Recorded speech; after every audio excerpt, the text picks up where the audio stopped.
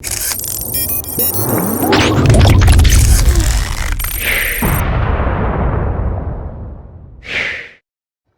guys, welcome to Gist Media TV. If you're watching this channel for the first time, kindly click the subscribe button to subscribe and also click the notification bell to get notified anytime we drop a new video. A former deputy governor of the Central Bank of Nigeria, Obadiah Mailafia, has told security agents not to arrest activist Sunday Adeyemo, popularly known as Sunday Igboho. The economist said this on Wednesday during an interview on Channels Television Sunrise Daily, adding that he is fighting for his people. Let me make this point clear. Under our constitution, under our laws, and by the precepts of international laws, global ethics, natural justice, and equity, the people who are about to die have a right to defend themselves. So they, the security agencies, will be wise not to go after Igboho, he said. They should leave that man alone. He is a hero of his people.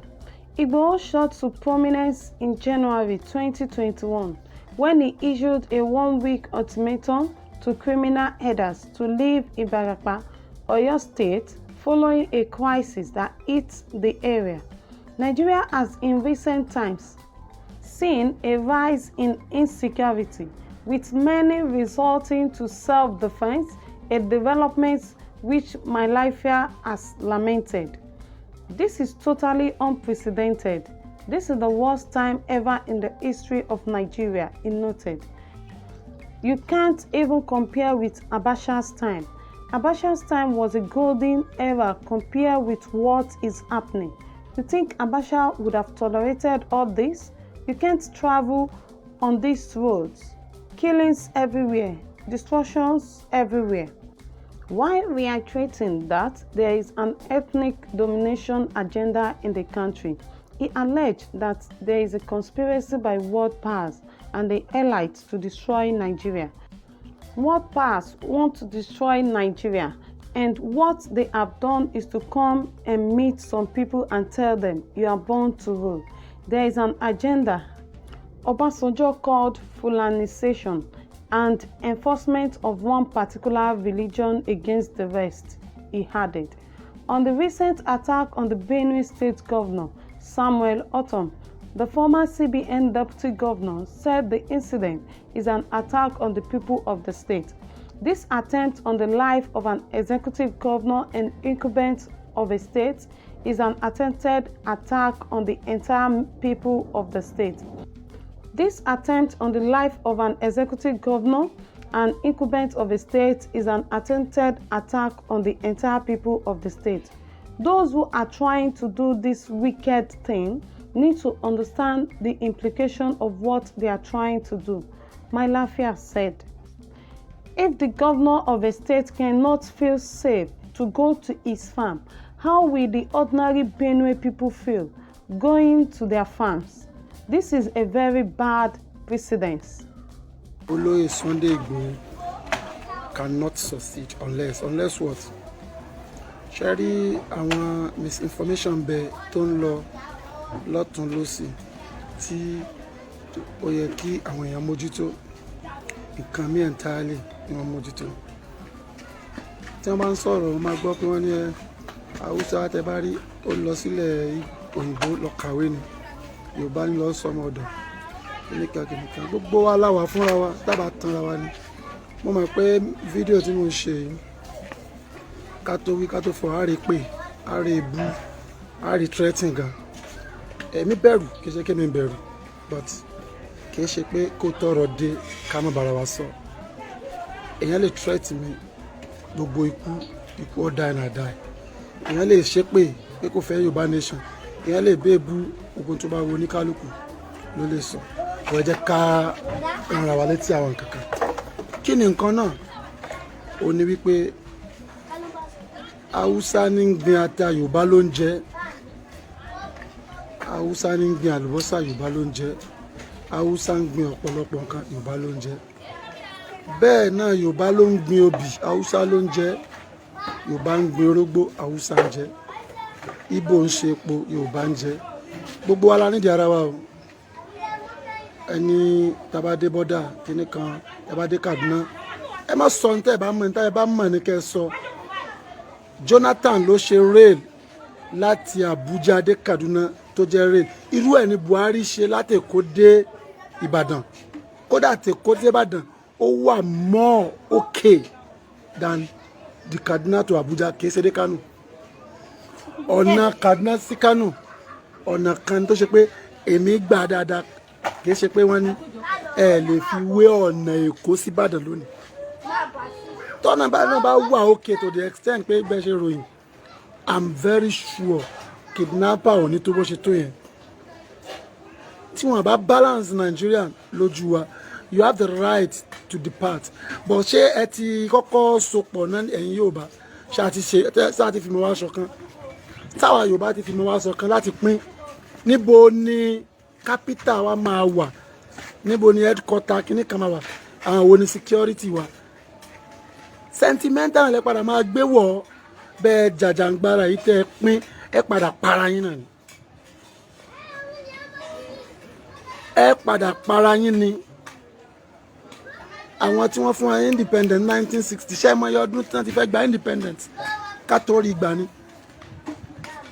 You can never succeed without the unity. Tó o bá dẹ̀ succeed, tó o bá sí unity, tó o succeed, gbogbo wàhálà ìjà sàṣàn ni ó máa padà di fraud, ó máa padà di politics problem náà ni. Ó ti ń jọ politics. Nígbà tí wọ́n ṣe EndSARS lẹ́kọ̀ọ́, Sunday Igboho ò sí ń bẹ̀. Okay, ìgbà tí wọ́n ń ṣe Yorùbá nation, expect kéko join. Population Lagos State is bigger than Ogun, Ọ̀ṣun, Èkìtì, Ondo, Ọ̀yọ́ State. We are more than 22 million in Lagos. America, àwọn Lagos, wọ́n fọ́ lẹ́wọ̀n, wọ́n ń wò yín ni pé àwọn ilé ò tí lè actualize. Ẹni gbogbo bọ́dà Haúsá ló wà ń bẹ̀. Ṣé bíbi tó dalẹ̀ kà wọ́n sí ta ní ń gé kaná fún wa, ẹ bá Haúsá ni. Ta ní sàláàrù lọ́jà, ṣe bá Haúsá ni. Ta ní ń gbẹ́ kànga, ṣe bá Haúsá ni. Ta ní ń gbẹ́ sọ́kàwé, ṣe bá Haúsá ni. Bọ́mọ bá kó sódò, àwọn náà lẹ́sàárẹ̀ lọ pè. Àmọ́ ibi tí wọ́n ti ń ṣẹ́ dọ́là, Haúsá ni ibẹ̀ rí. Ibi tí wọ́n ń ṣe custom, ibẹ̀ la rí. Ẹ jẹ́ ká yára wa ní brain, ká wà unite. Without unite, you can't succeed. You can't. Àwọn èèyàn ń bú Sunday, mi ò lè bú Chief Sunday Igboho, mi ò lè bú wọn, but wọ́n ní láti enlighten wọn. Mo sọ níbẹ̀ rẹ̀ mi pé àwọn tó bá ń wo fídíò mi nísìn, máa rí pé olórí bú Yorùbá ilé, ọmọ àlè Yorùbá ilé. Ṣé torí pé a fẹ́ jàjàngbara sí làwọn ọba wa fi di ọba kọ́ba níwájú gbogbo èèyàn? Ẹ wá bú Aláké, ẹ bú ọba Ọ̀yọ́, ẹ bú ọba Ìbàdàn, ẹ bú ṣé tọ́gìrì náà fi ń gba nation ni? Àwọn Awólọ́wọ̀, àwọn Sàdáúnà tí wọ́n gba nation, wọ́n á gba tọ́gìrì fi gbà á. Wọ́n jókòó round table ní ṣe bá láwọn House of Representatives tá à ń rán lọ sí house. Ẹ bá wọn sọ̀rọ̀ pé tó bá ti lọ o, bá ẹ ṣe máa pín ló bá yín. Who is Sunday Igboho? He's a businessman. Kò sínú àwọn alákòóso Nàìjíríà. And to me, I can't warn you because you are elder to me, but I can say one or two things about you. Mo mú sójà, mo mú kinní kan. Tí wàhálà bá bẹ́lẹ̀, ipá àwọn tó ń fa wàhálà ò lè ká.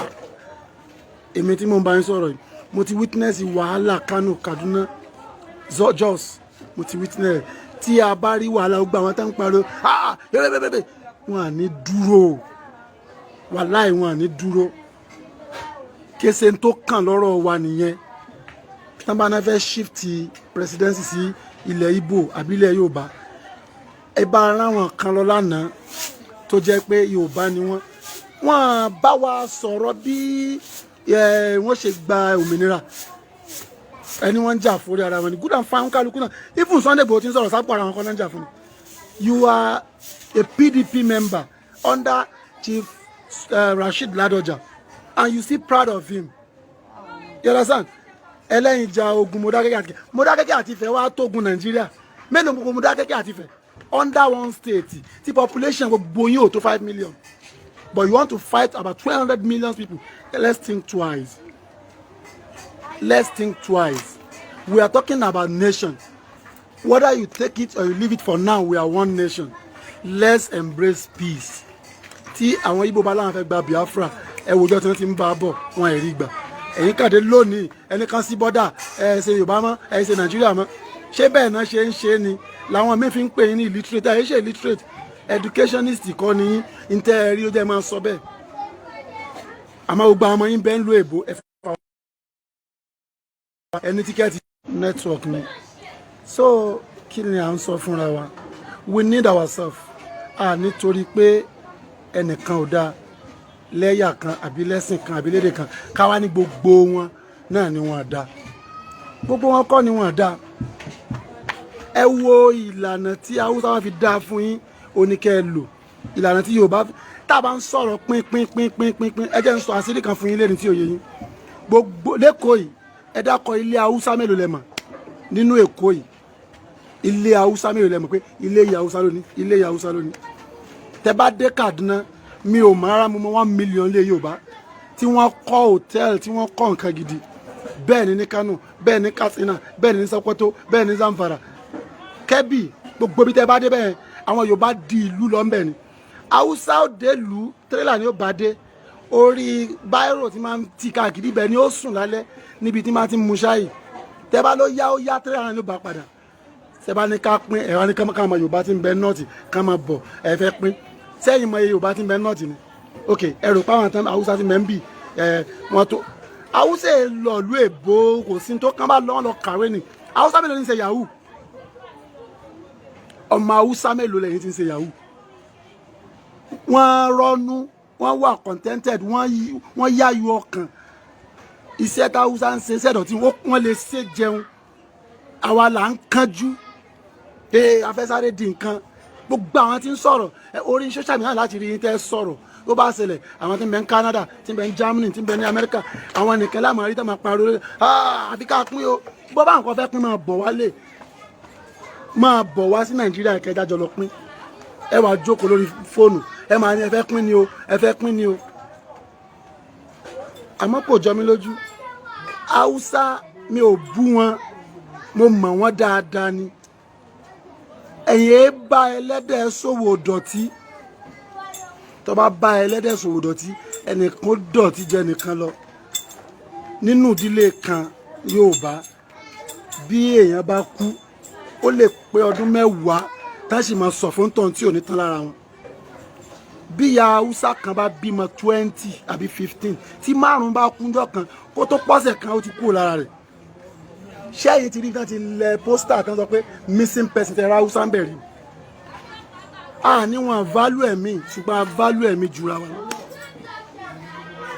tẹ bá pa Haúsá 10 tí Haúsá bá pa Yorùbá méjì tán pa yóò mọ dùn wájú 10 tí wọ́n lọ torí àwọn bá aláyàká ò ní ẹ ṣe jẹ́ ká ronú tábà ń pa fẹ́ gba nation ká prepare àwọn nǹkan kan àkọ́kọ́ ká má lọ fún senate mọ́ ká má lọ fún house of rep mọ́ ká kà má dìbò governor state nìkan àkọ́kọ́ nìyẹn tá a rán ní bọ́ọ̀dì lọ́bẹ̀ún sí Nàìjíríà mọ́nù ṣe yún ẹni kìíní kan olóyè nìkan sí bọ́dà bóyá gba mọ́tò wọn ní sá torí Ahmed Ali àti Arẹ́gbẹ́ṣọlá ló wà ní in terms of border bóyá sì sí mọ́tò olóyè ló fi rò pé wọ́n sì ti ní ká ṣe mílò péjọ kejì wọ́n máa kó ráìsì wọlé lọ́fẹ̀ẹ́ ni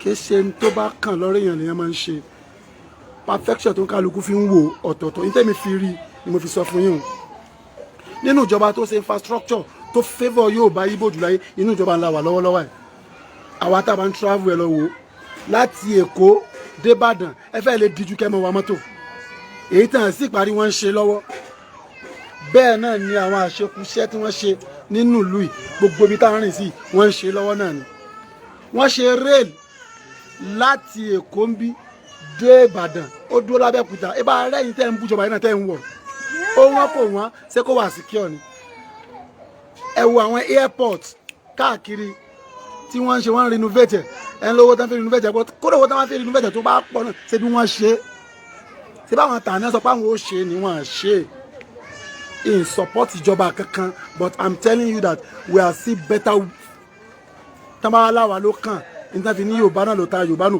nígbà tó ṣe pé gbogbo wa mọ̀ pé bí Ọlọ́run ò bá tí ì ká ẹ̀mí wa tó fi di 2023 bí ò bá bọ́ sọ́wọ́ ìkànnù ilẹ̀ Yorùbá èsì ni ìgbà òun ni Yorùbá gbógun ẹ wá ní kò sẹ́ni tí ó ṣe kíní kan nígbà pa Abẹ́lá kí lẹ ṣe ìgbà pa Bọ́lá Ìgè kí lẹ ṣe yes insecurity ó kọ́ sí ó bí Sunday Igboho insecurity ó bí Asari Dokubo insecurity ó bí Nnamdi Kanu àmọ́ kí ni Sunday Igboho fi bẹ̀rẹ̀ kí ló gbé dé nísìn ó fi pé àwọn Fúlàní ń pààyàn nílẹ̀ bàbá àwọn ó fi bẹ̀rẹ̀ ni nísìn ọ̀tọ̀ ni tí wọ́n ń sọ bóyá dádì ò sì rówó mọ́ ni I understand ìtafẹ́ ló ń bẹ̀ ní wípé ẹ jẹ́ ká yára one brain ọ̀rọ̀ tí mo ń sọ mo ti sọ èébú ó pọ̀ ẹni tọ́lọ́run bá sì ní kó gbọ́ mi yé náà ó pọ̀ gbogbo ẹni tí máa ń ronú káwọn Yorùbá tí ń bẹ nílẹ̀ Haúsá padà wálé orí rẹ̀ ti yí ó ti dàrú àwọn hòtẹ́ẹ̀lì ń bẹ nílẹ̀ Haúsá tó lé ní 200 million àwọn ilé ń bẹ tán kọ́ lọ rẹpẹtẹ so ká máa dáná sun gbogbo nǹkan àwọn ọmọ ìyá wa lọ́hùn ká máa wòran bíbáyìí